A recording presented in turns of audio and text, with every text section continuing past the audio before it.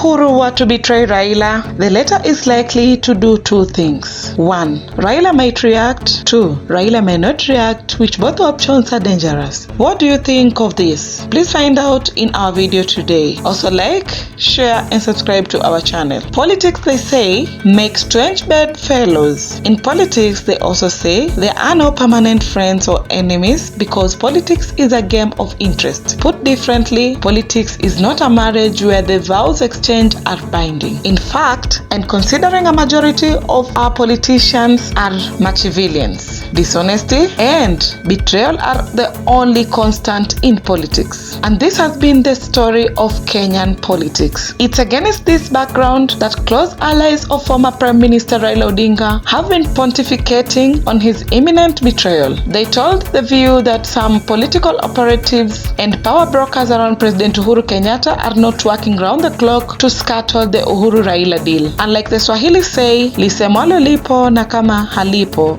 njiani laja. Before I go into the reason why Uhuru should not betray Raila, I would like to put forward a hypothesis. The betrayal card is not in the mind of President Uhuru Kenyatta. This is an idea being floated and argued by some state house of operatives and power brokers who operate under the disguise of protectors of community interests. Considering betraying Raila is not just politically stupid and naive, also downright dangerous. I doubt Uhuru might want to repeat this politically stupid mistake made by his predecessor. Methinks Uhuru is out to sort out the politics of this country by at least trying to be honest with Raila. The fact of the matter is, if former President Mwai Kibaki had not betrayed Raila in 2022, Kibaki would have sorted out the politics of this country and set Kenya on a path of development and not politicking. It's hard for development to take place in this country because we are constantly playing politics. Now, why should Uhuru avoid playing political games with Raila?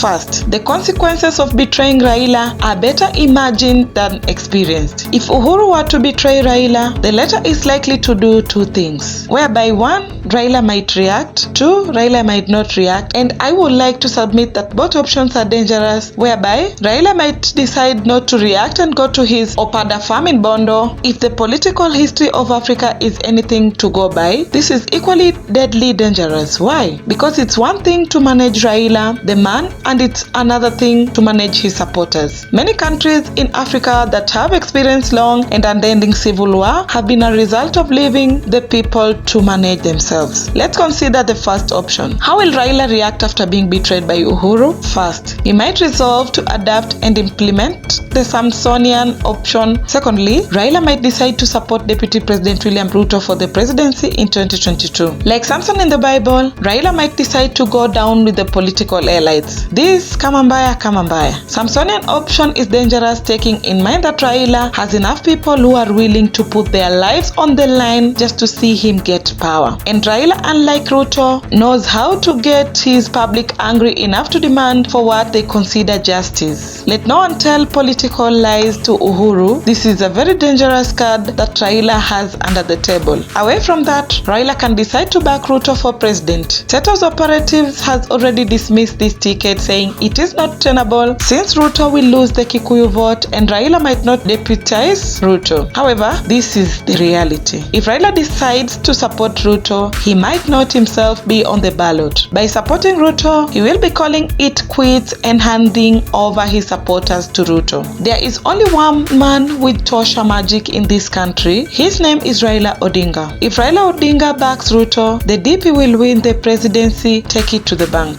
But then I ask, how will a Ruto presidency benefit Raila? Secondly, Raila might decide not to react and go to his Opada farm in Bondo. Ladies and gentlemen, if the political history of Africa is anything to go by, this is equally deadly dangerous. Why? Because it is one thing to manage Raila, the man, and it's another thing to manage his supporters. Many countries in Africa that have experienced a long and unending civil wars have been a result of leaving the people to manage themselves. Finally, I would like to end by leaving a note to Uhuru, Mr. Mr. President, don't be cheated. Don't dare think of betraying Raila. In the interest of this country, your community and your legacy, kindly stop playing political games with Raila. The greatest legacy you will leave is political honesty. When things become hot, all those state house operatives and power brokers around you will vamoose, and history will judge you harshly. Thank you for watching, dear viewer. Please like, share and subscribe to our channel. Bye.